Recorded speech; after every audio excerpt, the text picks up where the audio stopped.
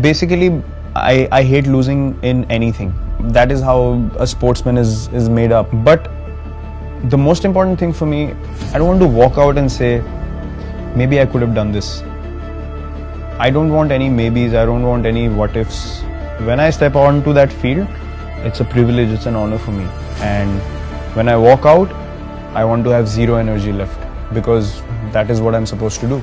That is why I'm selected. I'm not selected because I'm privileged, or I should be comforted because I've reached the highest level. No. However hard I've worked for age group cricket, this has to be a constant 10 times hard-working process on a daily basis, because I'm representing my country, and there couldn't be a bigger honor for me. Every time that I step onto the field, I don't want to leave any stone unturned. I hate having the feeling of maybe I could have gone for that catch, maybe I could have pushed an extra yard for an extra run. I somehow can't process. So I'm actually always trying to avoid that feeling, and that's why I go along about my work in a crazy manner, where I just have to put all my effort into every ball that I play, field, or I'm a part of.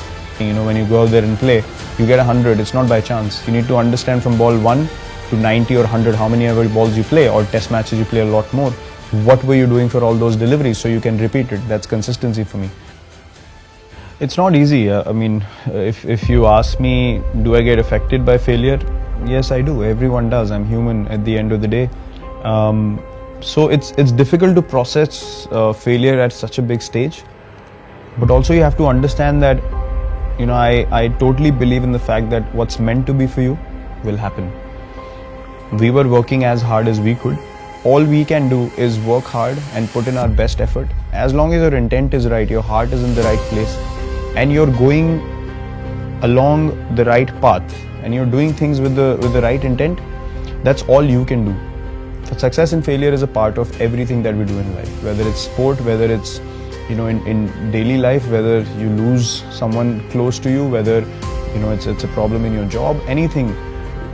It is the truth of life, and you need to be able to accept both with grace. That's the thing that I've learned. You can't go gung-ho when you succeed. You can't say, oh, I'm the king of the world, or we are invincible now. And when you fail, you can't beat yourself down so much that you can't get up again. So I think you need to feel the hurt. You need to feel, where could I have done things differently?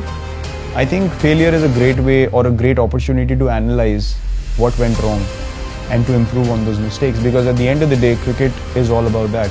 When you make a mistake while batting, you want to improve it the next time you walk out to play. Or if you play a false shot and you haven't gotten out, you want to improve it the next ball.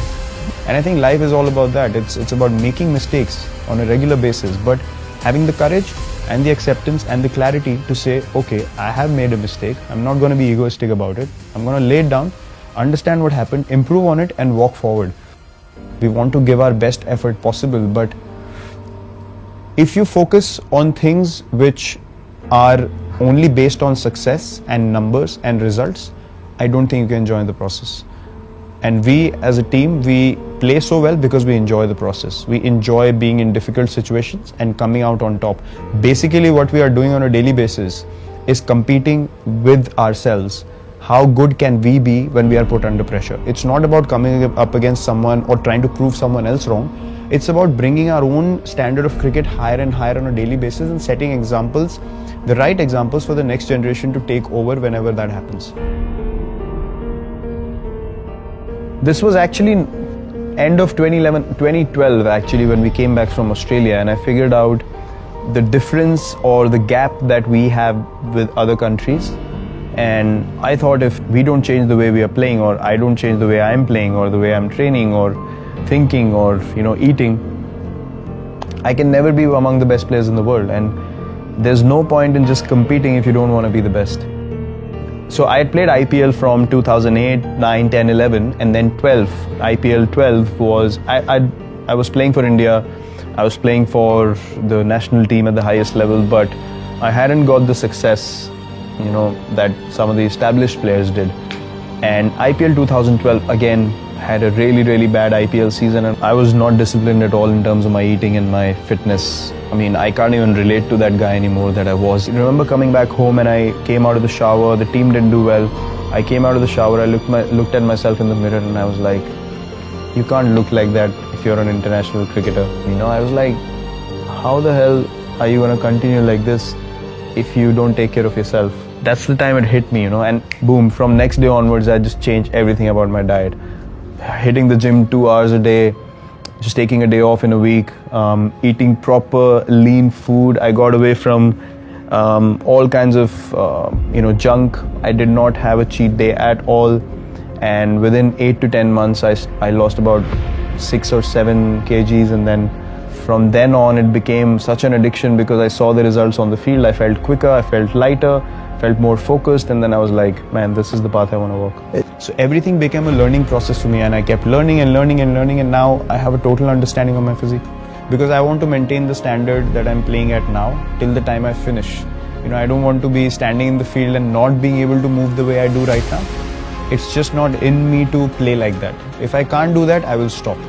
So that is my vision. You know, I want to be able to contribute till the last day I play for India the way I'm doing now, with the same energy, the same enthusiasm. So I will do anything and everything in my ability to achieve that on a daily basis. In the World Cup just now that we played, every game my energy was 120%. So I wanted to be the best version of myself, and then I based everything around that vision. And then my training, my diet, my approach towards the game, everything changed. And I know that I wasn't the most skilled sports person when I came in, but the only thing that's been constant is working hard on myself and my game. And that was the time I realized, well, if the Indian team has to be the best team in the world, we need to go ahead in a certain manner. I didn't feel that, you know, when I walked into play, there was any kind of fear or respect in the opposition corner. So I felt like I don't want to walk into the field thinking, or the opposition thinking, oh, this is just a pushover. Don't worry about this guy. He's going to do no damage to us, and he's just playing just like another player in the team and stuff. I wanted to make an impact. I knew that I have the ability to make my team win, and I wanted to be that version of myself where if I walk in, I wanted teams to think like, we need to get this guy out or else we're going to lose the game. So I thought if I can't have that impact on my team, then I'm not doing justice to, you know, where I am. And if I don't want to be that guy, there's something wrong in my head. Either I've accepted being, you know, lower than what I should be, or I just don't have enough drive in me. So I said I'm going to unlock my max potential.